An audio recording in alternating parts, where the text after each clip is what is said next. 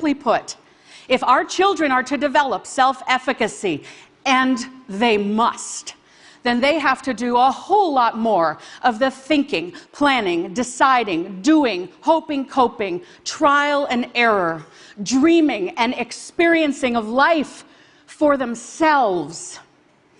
Now, am I saying every kid is hardworking and motivated and doesn't need a parent's involvement or interest in their lives and we should just back off and let go? Hell no. That is not what I'm saying. What I'm saying is when we treat grades and scores and accolades and awards as the purpose of childhood, all in furtherance of some hoped-for admission to a tiny number of colleges or entrance to a small number of careers, that's too narrow a definition of success for our kids. And even though we might help them achieve some short-term wins by over-helping, like they get a better grade if we help with do their homework, they might end up with a longer childhood resume when we help. What I'm saying is that all of this comes at a long-term cost to their sense of self. What I'm saying is we should be less concerned with a specific set of colleges they might be able to apply to or might get into, and far more concerned that they have the habits, the mindset, the skill set, the wellness to be successful wherever they go. What I'm saying is our kids need us to be a little less obsessed with grades and scores and a whole lot more interested in childhood providing a foundation for their success built on things like love and chores.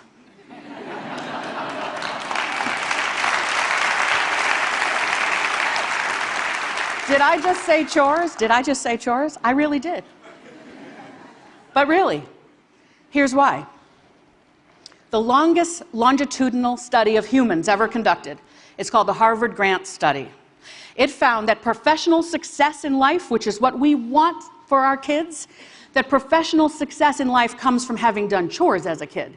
And the earlier you started, the better. That a roll up your sleeves and pitch in mindset, a mindset that says, there's some unpleasant work, someone's got to do it, it might as well be me. A mindset that says, I will contribute my effort to the betterment of the whole. That's what gets you ahead in the workplace. Now, we all know this. You know this. We all know this. And yet, in the checklisted childhood, we absolve our kids of doing the work of chores around the house. And then they end up as young adults in the workplace, still waiting for a checklist. But it doesn't exist. And more importantly, lacking the impulse, the instinct to roll up their sleeves and pitch in and look around and wonder, how can I be useful to my colleagues? How can I anticipate a few steps ahead to what my boss might need? A second very important finding from the Harvard Grant Study said that happiness in life comes from love. Not love of work, love of humans. Our spouse, our partner, our friends, our family. So childhood needs to teach our kids how to love, and they can't love others if they don't first love themselves, and they won't love themselves if we can't offer them unconditional love. Right. And so, instead of being obsessed with grades and scores when they come home, when our precious offspring come home from school or we come home from work, we need to close our technology, put away our phones, and look them in the eye and let them see the joy that fills our faces when we see our child for the first time in a few hours. And then we have to say, how was your day? What did you like about today? And when your teenage daughter says lunch, like mine did, and I want to hear about the math test, not lunch, you have to still take an interest in lunch. You got to say, what was great about lunch today? They need to know they matter to us as humans, not because of their GPA.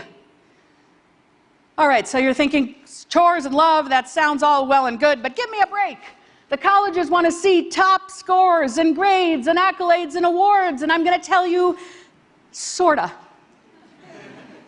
The very biggest brand name schools are asking that of our young adults. But here's the good news. Contrary to what the college rankings racket would have us believe,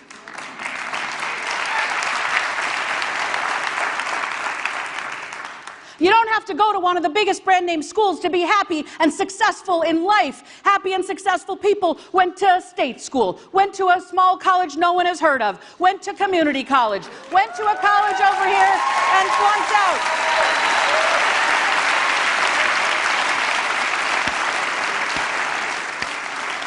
The evidence is in this room, is in our communities, that this is the truth.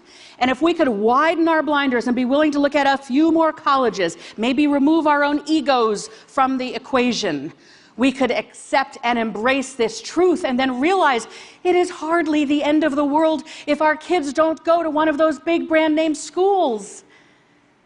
And more importantly, if their childhood has not been lived according to a tyrannical checklist, then when they get to college, whichever one it is, well, they'll have gone there on their own volition, fueled by their own desire, capable and ready to thrive there. I have to admit something to you. I've got 2 kids, I mentioned, Sawyer and Avery. They're teenagers. And once upon a time, I think I was treating my Sawyer and Avery like little bonsai trees that I was going to carefully clip and prune and shape into some perfect form of a human that might just be perfect enough to warrant them admission to one of the most highly selective colleges. But I've come to realize, after working with thousands of other people's kids,